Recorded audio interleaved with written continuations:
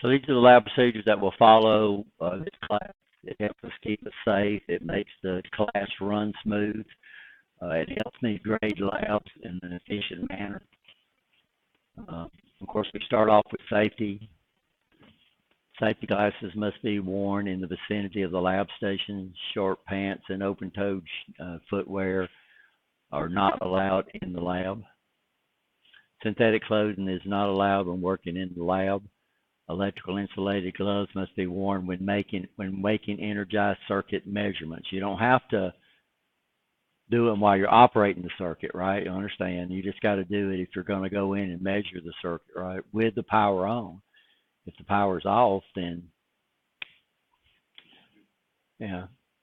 Do not make any connection or circuit modification while a circuit is energized, which that should make sense, but it's hard to do. You see a wire fall out, and what's the normal tendency? Yeah, put it back in. With what?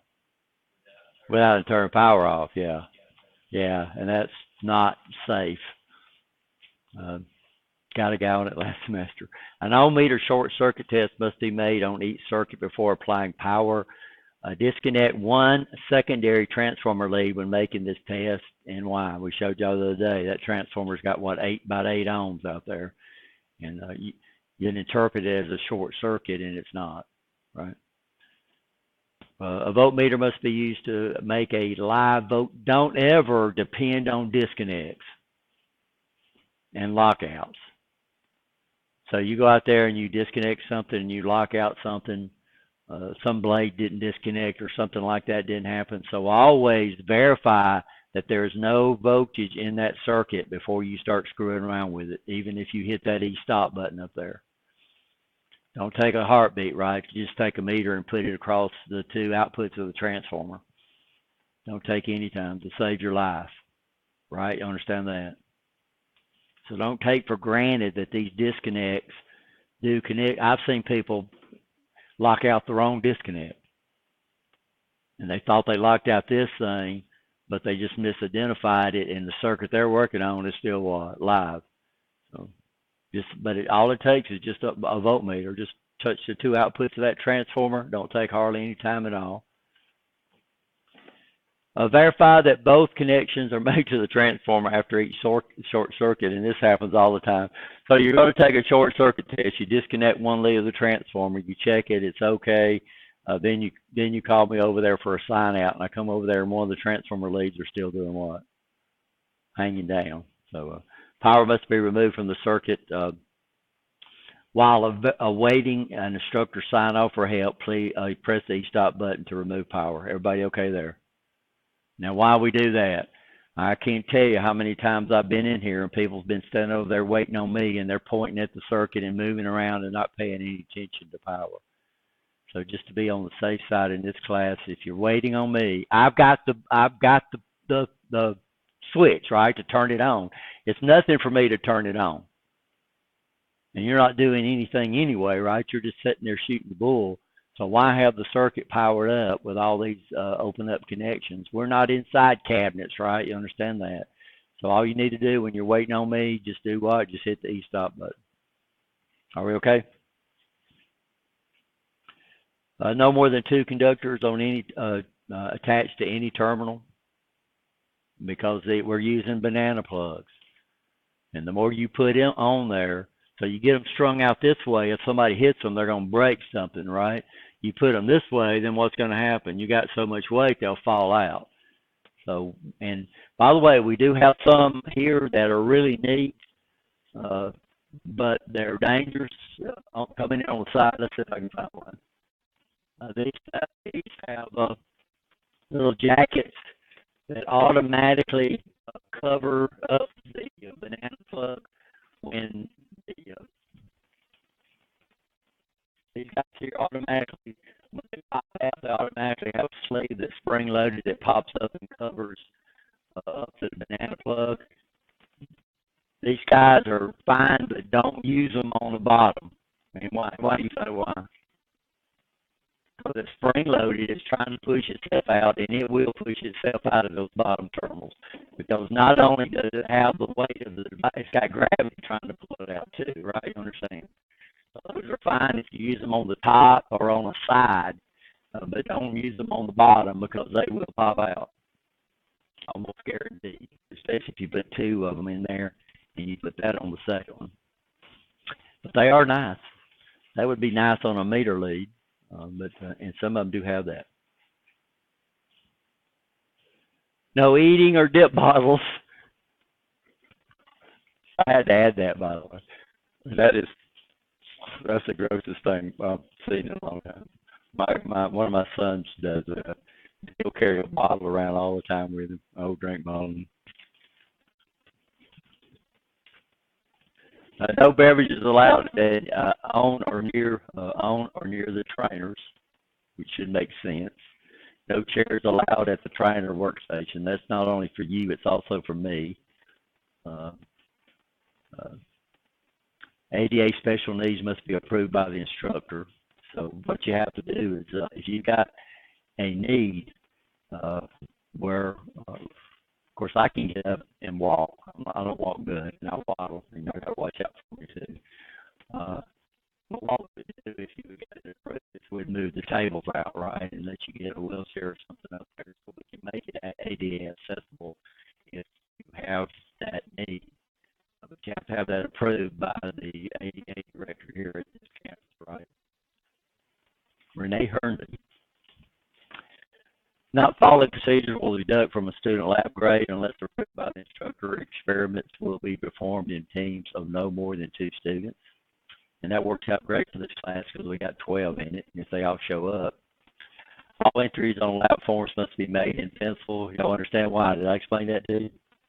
No, I got tired of following road maps a long time ago. So before you start, what we do in this class, and what we do in just about all my classes, is we like to give you your labs back to you at the end of the semester. We don't give it to you during the thing to help with copying. By the way, don't copy. Do not copy.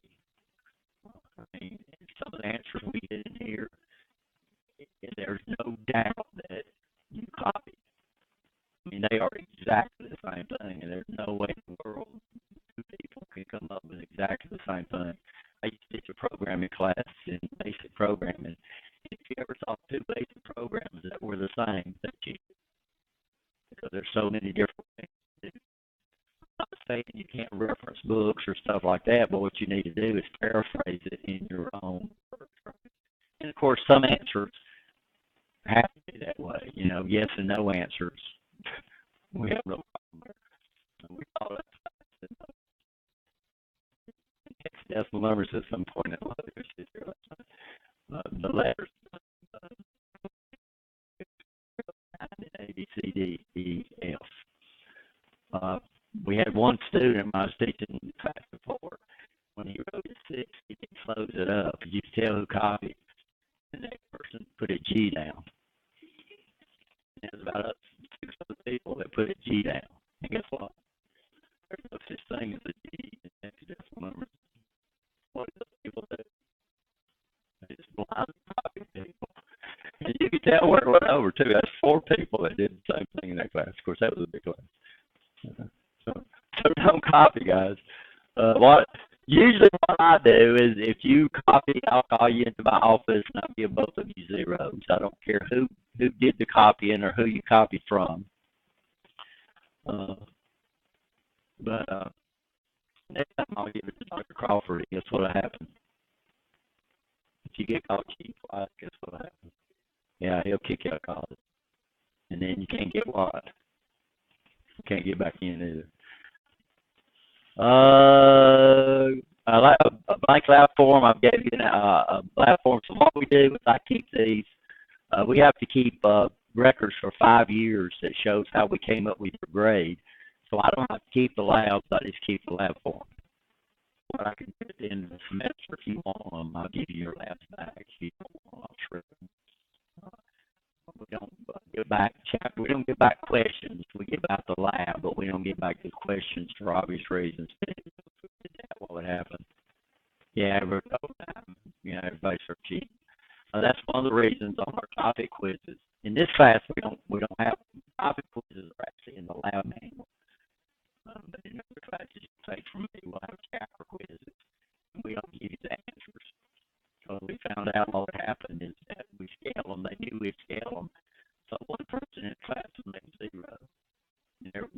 10 people in the classroom, hundreds. So what they were doing is they would literally fly through it and then get the answers and then they do what? Give to everybody else.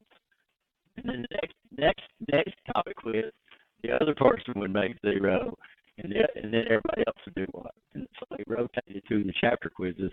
So that's why, huh? Rotating zeros, and everybody else in the group would make 100. Everybody, and they knew we failed, so they knew making 0 on one of them wouldn't hurt them. So that's why, guys. That's why we don't give y'all the answers for the topic quizzes anymore, because of that. Fill in the required information at the top of the lab form before starting the lab. Make sure to write you and your partner's name, first and last name. These are official documents. And I'm not telling you how many times I've got one of these things and it's got somebody's first name on there. You got to remember, I got to hold these things for 5 years. Here I get, and then somebody wants information. I go, all I got is the first name. So what I got to do is I got to go back to Blackboard. I got to find the class. I got to figure out who it is. So make sure you put your first and last name on that, you and your partners. Everybody okay on that? Check the instructor's lab manual. It'll be up here. I think it's got corrections on it. I've never used a lab book that's exactly right. So a lot of times we have to modify, and we're going to skip over some sections of the lab, and this has happened too. I'm going to give you the lab that's required. I'm over there, and they've had a whole search required. Guess what? It was what they were supposed to watch. Skip. And then they say, well, can I get extra credit for it? What do I say? No. Why? For one thing, I'd have to make everybody else now in the class go back and do it to get extra credit for it, right? So make sure you make the corrections in your lab books, guys. I don't remember all these corrections. So you write them in your lab book. Every correction that I say make. If it says skip, skip. Because if it don't, and I'm grading this thing, and there's a question down there that you didn't answer, and you didn't write what on it, skip. What am I going to do?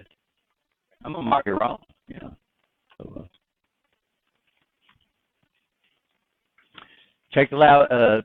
Document the changes in your lab manual. Write the first and last name at the top of every experiment and chapter quiz page.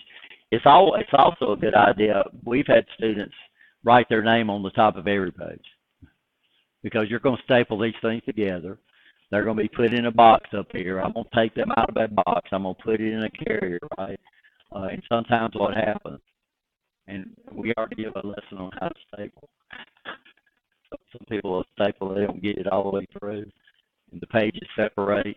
So this is why we like to make sure you put your name on, of course, on the lab form, on the title page of the experiment. You got to include the title page, because this has happened to me several times too, where the lab form has one title on it and then the lab has another.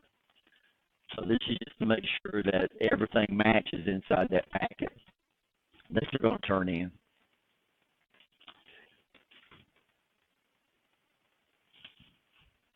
Not having a lab grade form at the workstation filled in with the required information at an instructor sign off or results in a 10-point deduction.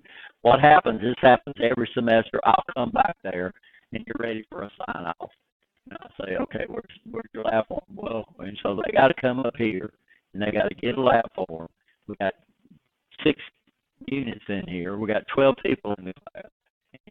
Waiting on you, and we got 4 people waiting on a sign off, and I'm waiting on you to do something that should have already been done.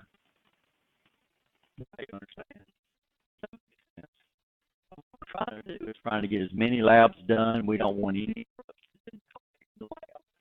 So it's slow, smooth, right? You understand? So when I come back there and I get a sign, and I'm ready for you're ready for a sign off, and you got your lab form there, then we can make it smooth as we possibly can. When your team needs a lab instructor sign-off for help, one team member must write his or her name on a sign-off sheet located on the podium at the front of the classroom/lab. So here's the podium right here, and the sign-off sheet is going to be inside this right here. I'm sorry, the sign-off sheet is going to be on the outside, and blank lab forms are inside. Okay. Yes. On the podium.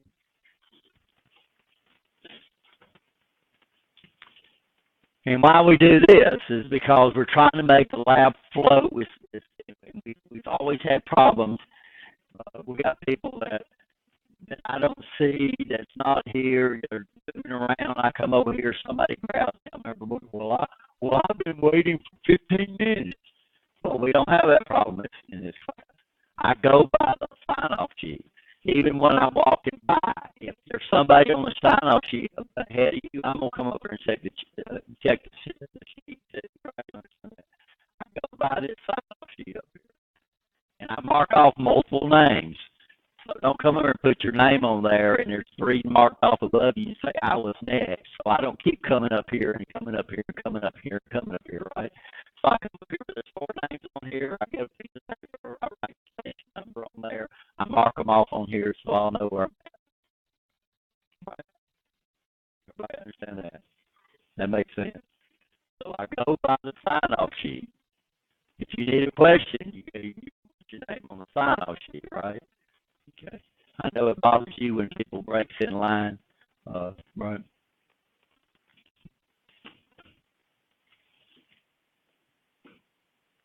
So I know how that is.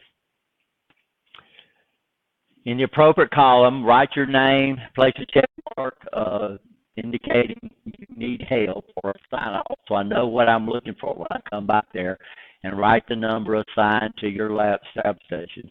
So in the upper right-hand corner right there, you can see this is got a big old 8 on it. Can you see that? So you write that, and I know exactly where I want to go. Everybody understand that?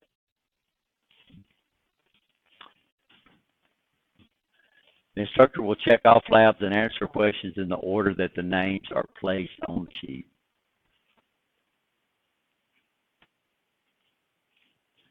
Write the manufacturer terminals, line numbers, and numerical cross-reference numbers on the line diagram of each circuit before beginning construction. So what you do here is now you're dealing with numbers instead of trying to figure things out, right? So you can say, okay, I'll go from number 1 to number 5 on the relay. The way this works, we're working as a team, right? So I don't want to come in here and one guy's on break and the other guy's up here wiring the circuit by itself. The way this is supposed to work, you're a team. Each one of you get graded. Well, I didn't wire the circuit. Well, that don't make any difference. You're responsible for that circuit just like your partner is, right? You understand? Everybody, you're a team. So you get graded up there, you get graded as a team. When you answer questions, those are the way, that's when you get to the end of the lab. There's a section of questions back there. Those are yours. The questions at the end of the lab is not a team effort. This is where the cheating goes on right there. There's those questions at the end of the chapter, at the end of the lab. No, the way it's set up, it's in here in the lab speaker. What we do is I don't want you answering those questions. I want you to do labs here. So when you get to those lab questions, I want you to go to the next lab. I want you to answer those. So wait, lab form is on the next page. I'll put a date on the time you signed off the lab circuit, and then there's a second date on there where I put when the lab is set. It's over on the right-hand side. You see it on the date. Okay, and it's the next class. So I give you a class just to answer the questions. There's 5 or 6 questions at the end of each lab, which is not a big deal, right? And those can take you very long. The only exception is if I get backed up on labs, and instead of you standing back there, then that would be a perfect opportunity for you to do what? Answer the questions in here. But I don't want you to see you get through the lab come over here and start answering questions before you start the next lab. Because that's dealing with your grade, right? Because what you're doing in this class, your labs, of course, you're graded on quality and quantity, right? So you're graded for how many labs you get done, and you're also graded on how accurate the labs are, right? And then, of course, you can do the lab questions at home. You got all the information there, everything you need. The lab is set up really nice. It starts off, the lab book starts off with one section that explains the lab. So every chapter, almost every chapter, has 3 labs inside a chapter in the lab book. And every chapter starts off with a nice discussion on what you're going to be doing in the 3 labs. And you'll have lab 1, experiment 1, 2, 3. And then you have a discussion at the start of every lab. And then after you do the labs inside a chapter, there is a chapter quiz. There's a quiz on what you learned in those 3 labs. So I really like the way this lab book is laid out. It's really good. So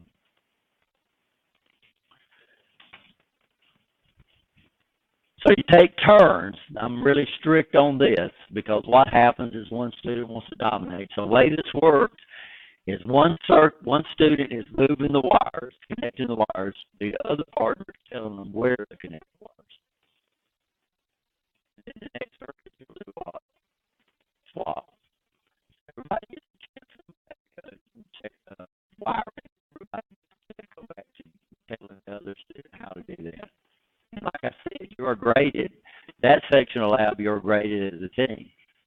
So both of you are responsible for the safety in the lab. Both of you are responsible for the circuit being connected correctly.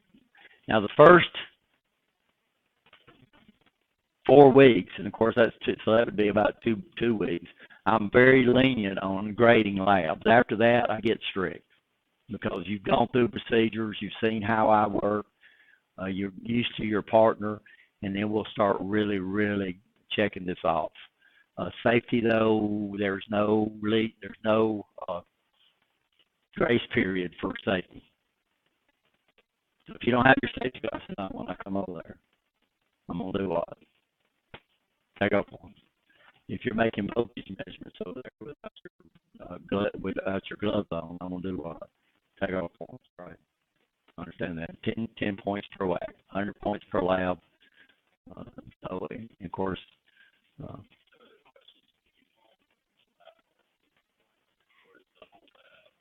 the whole lab is 100 points.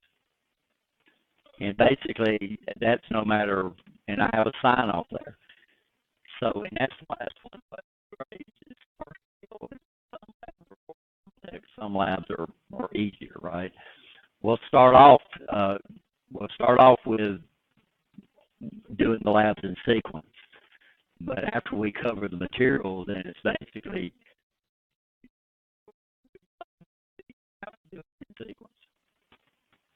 We'll start off in sequence because we got to do the power supply. We got the power supply lab that we'll do. Everybody's going to do that. We're going to wire the transformer. Everybody's going to do that, right? So, the safety lab, and we're not there yet. Let me get there. They're getting ahead. Place a check mark by each experiment procedure step. And why I want this is that I know exactly where you're at and where I need to sign. You're on. So if you look at your lab book, you got these little check marks, boxes beside each, and you just check them off, right? And then I know where you're at, and I know where I'm at when I come back there. Right? And basically, this portion of the lab, I'm grading while you're doing the lab. The questions, that's what I grade at home, the lab questions. Every lab has a group of questions, and sometimes we skip them. We're going to skip over some sections of this lab, and sometimes we require you to do that because the answer is in the discussion. So if the answer is in the discussion, odds are, even if you don't wire a circuit up, well, I didn't wire that circuit up, but the answer to the question is in the discussion, right? You understand that? So don't skip over questions just because You didn't wire the circuit up there. This is what you do. That you come up here and you check that correction manual, right? So if you got a question that don't have skip, then you don't have the option. You got an option of skipping it. So I'm going to mark them wrong. Five on lab questions. It's 5 points per question. So 5 questions back there. If you don't answer any of the questions at the end of the lab, then that's why. That's 25 points right there, knocked off. At every have the supervisor check your work procedure step, the instructor must initial your lab book indicating the steps have been successfully completed. Skipping over any supervisor check will result in 0 on that section of the experiment. We have a question, we have problems where people get to a point, I'm busy, I'm with another student, and they say, well, we'll just continue on. He can come back and take care of this, when he gets back here. That's not the way it is. So when you hit the supervisor check off, you don't go any further until I get back there. Now, this would be the perfect opportunity to do what while you're waiting on me. Answer the questions. Because odds are the answer to those questions are somewhere in the discussion, right? That makes sense. So don't skip over sign off because you're going to do something that's going to change what I want to see, right? You understand that? All circuits must be checked for a short circuit with a student-provided ohm meter power before energizing. If a fuse is blown due to not checking this circuit, then that's going to use 20 points. We don't blow fuses in my class. I need to talk to my other instructor that's teaching this. They seem to not be checking the circuit correctly. All I'm going to do when I come back is I'm going to check the L2 side. I think I told y'all that, right? L2 correctly, it don't mean the circuit's going to work. It just means the structural work. So I'm not checking to see if the circuit's wired right. That's your responsibility. All I'm doing is just checking to see if L2 is right.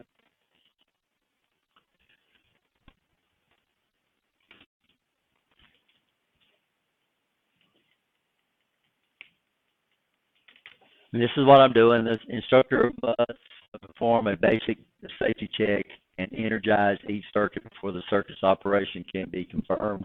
Once you are confident that the circuit is working as prescribed, have the lab instructor check the circuit and initial your lab book and lab grade form. Before the circuit is checked off, questions will be asked by the instructor to determine if you understand the circuit's operation. Circuits that are not checked by the instructor will have to be reconstructed in order to receive partial credit. You're not going to get full credit, you'll get partial credit because you didn't do, you just skipped the circuit because you decided to skip the circuit. Everybody understand that? We're dealing with lethal voltages here. We don't like clutter. So any module that is not part of the circuit needs to be put under that lab bench. I came into motor controls last time and all the modules were up there. I talked to my instructor about that. All the modules were up there no matter what circuit they were working up. I don't know how he followed it through. So any module that is not part of the circuit needs to be under that bench, right? Don't start setting up for the next circuit. That happens all the time too. I'll come up there, be 5 modules. Well, we're getting ready for the next circuit. So I understand there's a desire to get ahead. We are dealing with lethal voltages in here, guys, and we don't want confusion in here. You don't want to get rich confused when I'm over there checking a circuit off, and you don't want to be confused up there. You got a module up there that's powered, and you got a module that's not, and all it takes is you just reaching up and grabbing the wrong one because you got confused, right? So no module that's not part of the circuit's not up there. The only module that stays up on that board all the time is that guy up there beside the disconnect. I don't want that moved around, and that's the what? That's your transformer. That's our control transformer. And that's one of the labs we're going to do first is wire that transformer. We'll wire it by a divide by 4 and then a divide by 2, I think.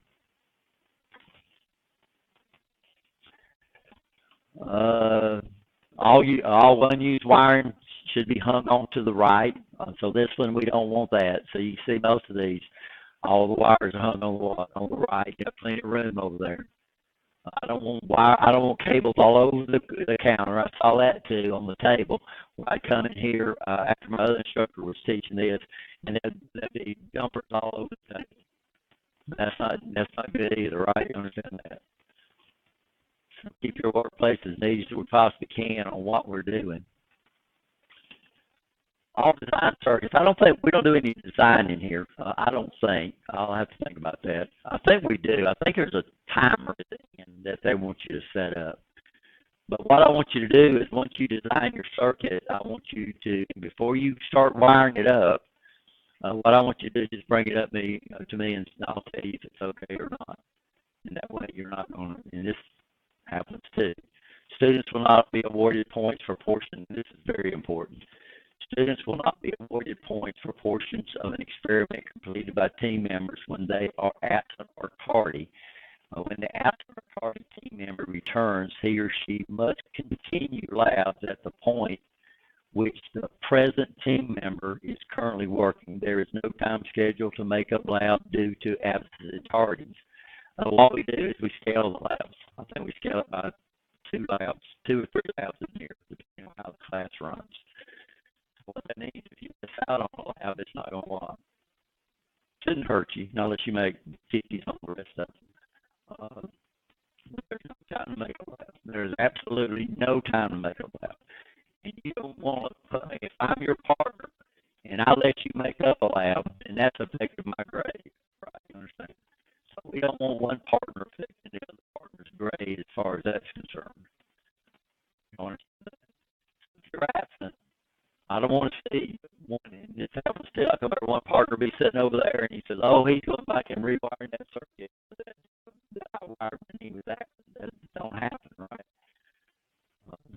So we're going to do that in a section of the lab. If you don't get a whole circuit wired up, then you don't get credit for that section when you're absent. This is a mini term. It's only 8 weeks, guys. Every class counts as 2 classes over 6. If we taught it over 16 week term. So it's very hard, or almost, it's really no time to do any makeup in these classes. Everybody understand that? So what do we compensate for instead of makeup? We scale. That makes sense. So we understand that things happen. We understand that things happen in life, and sometimes you can't make it to class. We understand. So what we do is we scale right? About 2 or 3 labs, about 1 test. If you miss 2 tests in a midterm, you're not going to hardly pass. Well, that's not true. I had one guy, he was really sharp, missed 2 tests, got right. I got 0 on one of them, and still made a C in the class. So there's still a good point, but this happens every semester. I've never taught a semester with one. I know you feel bad about it, but now your partner is affecting your grade. Each team member must complete a lab form for each experiment. Just because you're working in a team, we're not going to turn in one experiment in one give credit for. Because one thing, I'm grading your lab questions. That lab form is my record of your grade, not your partner's grade. So everybody turns in the lab.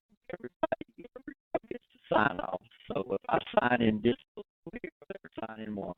So watch out for me. Sometimes it happens to me every semester too, where it says, well, you didn't sign mine, right?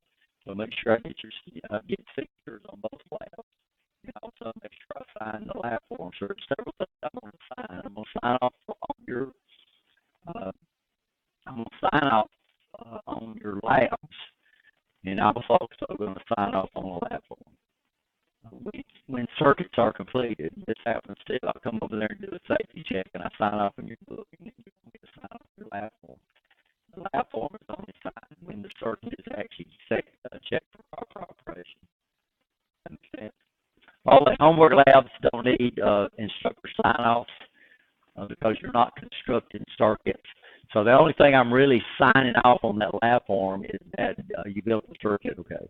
And if you look at the lab form, this is where I'll actually make deductions.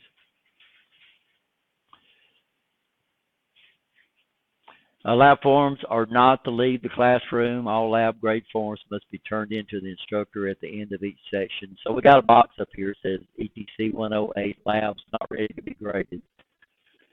So that's where you put these lab forms. This happens too. You come in, well, I've already got that signed off. I left my lab form at home when they wasn't supposed to what? Yeah, they weren't supposed to take it. Lab forms are not to leave the classroom. All lab grade forms must be turned into the instructor at the end of each lab session so students' progress can be verified. The lab grade form will be returned to each student at the next lab session. Extra forms are not allowed. I do that too. I come over there and I have 5 lab forms on the top of the table over there, and you're trying to get one signed off. So y'all don't want to confuse Rich, right? Questions at the end of each experiment and experiment chapter quizzes are not a team effort and must be answered individually by each student. Do not copy answers from any book or from other students. Copying will result in 0 score for all parties involved.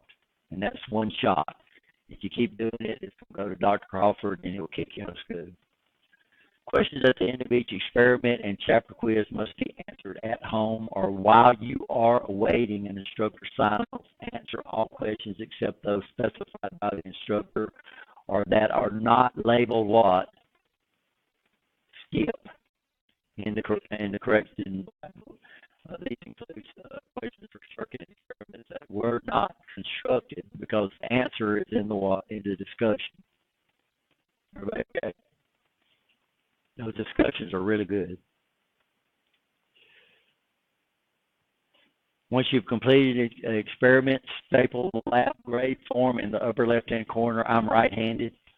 I had to put this in there because I had a student in mind that stapled his in the upper left-hand corner, and I would get confused when I grade his lab all the time. It was upper right-hand corner.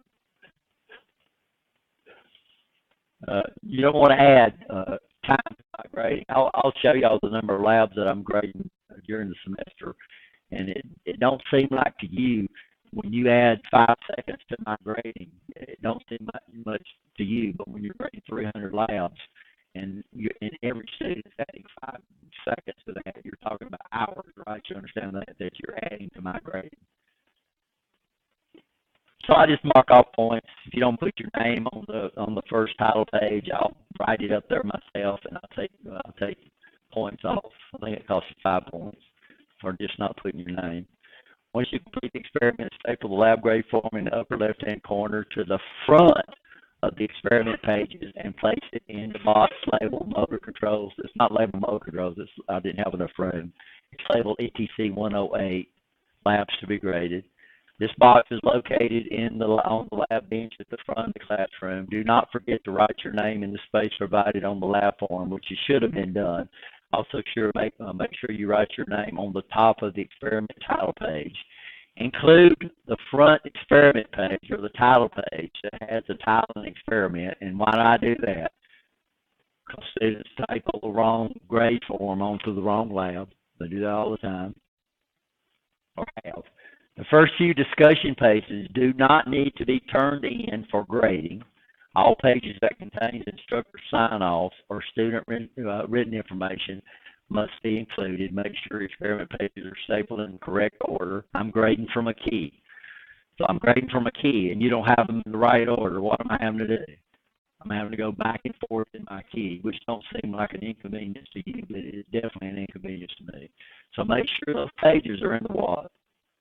Right order. Everybody here knows how to count, right? Mm-hmm. So you know if you go from page 1 to page 5, you know something's got to be wrong. But the discussion pages, the title page has to be in there. The title page has to be in there because I need to make sure that that the lab form matches the lab that I'm grading. So I've got them turned in. They'll be out of order. They won't put the lab form on there. You know. So most of these rules are stuff that I've had to go through that added to my grading time.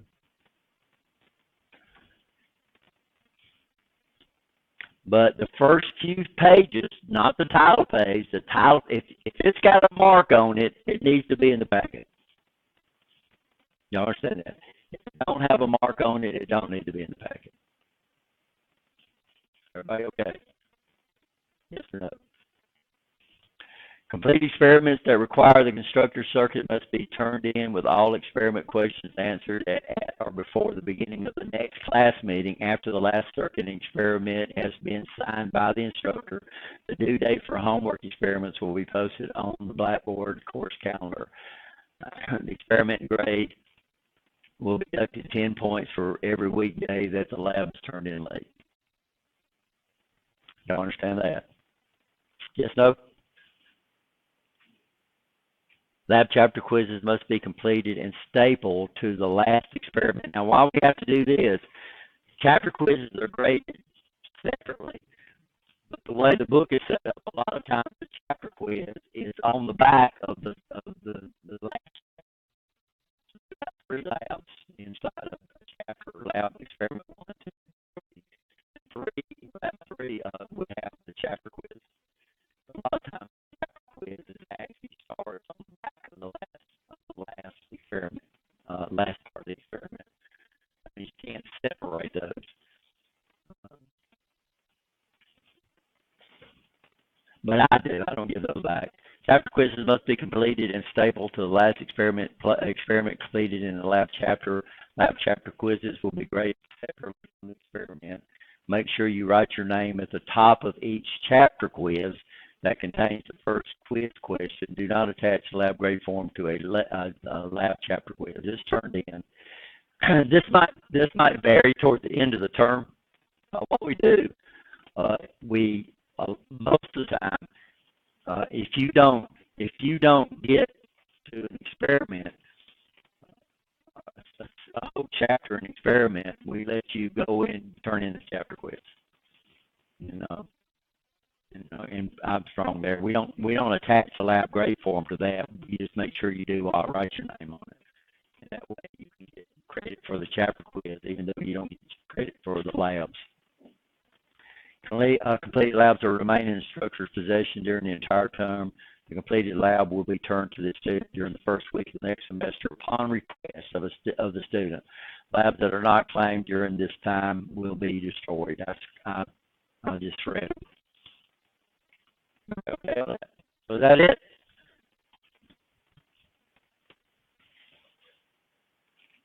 So here's an example of the experiment of the lab form. So if you got the lab book, and you can also notice on the last page. So let's just go back there for a second. These are the labs we're going to be doing. So all the safety labs, or what type of labs? Homework. Now, what this is right here inside parentheses, this is the chapter abbreviation right there. It's also, if you look at the lab book, every chapter, and this is one thing I don't like about the page, the lab book, is the way the chapters are numbered. So it starts off with S, you go to S something, and then it'll be S-1. So S-1 is not the abbreviation, that's stage 1 of that chapter. And then it goes S-2, S-3, and then when you go to SL, it's remembering the pages at 1 again. So I can't say go to page 53 in the lab book because there's no page 53. Because every time they go to a new chapter, they start doing what? Yeah, they start reading them at page 1. So I say go to SF page. Then you'll have to scan through the lab book and find that. But the chapter abbreviation is also part of the page number. So the chapter question, and most people put that S1 down, S1, they're giving me the page number, which I don't care about. So what you do in your lab form is what you start off, and if you look at the grade book, this is the way it's labeled. So when you look at the grade book, it's S1, that means experiment 1 inside the what? Inside the safety section, and that's the way the grade book is set up. So on the grade book, I don't give you the chapter name, I give you the chapter abbreviations, and those should be up there. But if you can't do that, just come back to this, and it'll show you the chapter abbreviation. So in safety, over there on that chapter abbreviation, you're going to put what? An S. And then on the lab form, you're going to put next to it is which lab inside that chapter you're working on. So this first one, what you put what? You put S, and over on the experiment number, you put a what? 1. And then you put the title of the experiment out there. And where do you get the title of the experiment at?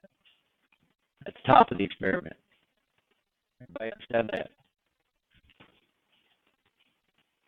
So these are labs we do, and the ones that don't have homework, these are the ones. So system familiarization, we've already done that one. That's where we come in and we inventory our workstation. Power sources, this is where we're going to play around with the disconnect and also the transformer. Line diagrams, this is where we'll get to. We're already here. This is where we're going to do our logic functions.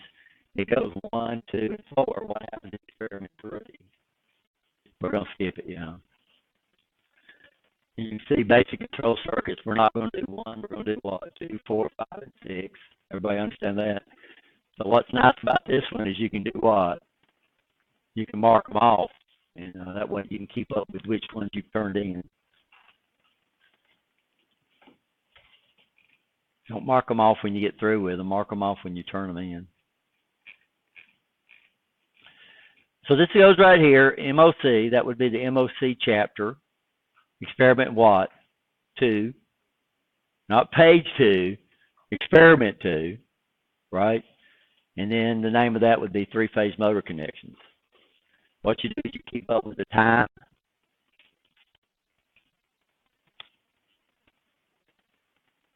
Not the time. Not the time. You keep up the amount of time. That's not the time.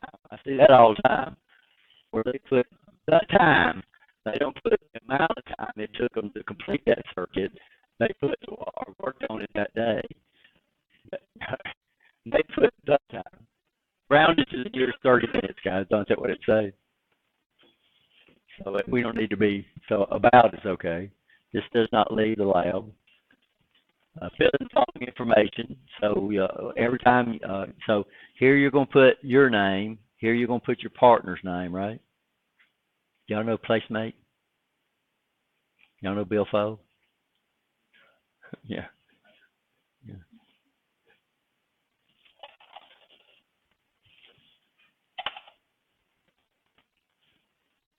Oh yeah, I was watching the news the other day, and there's some people that got arrested. His name was James Bond, and the mother's name was something Bond, and then they said, and they're out on Bond. But James Bond, 007, license to kill, right? So we'll put the circuit under here, the information. You'll put who built the circuit. So y'all gonna do what? Take turns.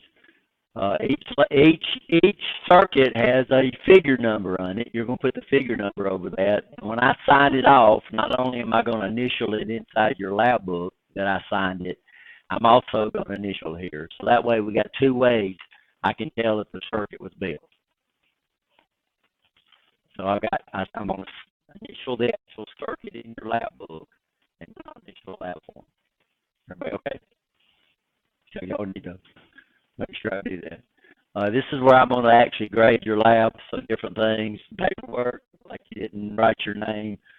So this happens all the time. People don't put their names up here. The biggest problem we have is people putting their name on the title page. That's the biggest problem I have in this class, is people not writing their name on the title page. And this lab form is stapled, right? You understand? And the lab form gets torn off, and you didn't put your name on the title page of the experiment. So I've done this before. I've come up and laid them out here on the table. I said, you need to come in here and figure out which one of these are yours. Sometimes it's obvious, sometimes it's not.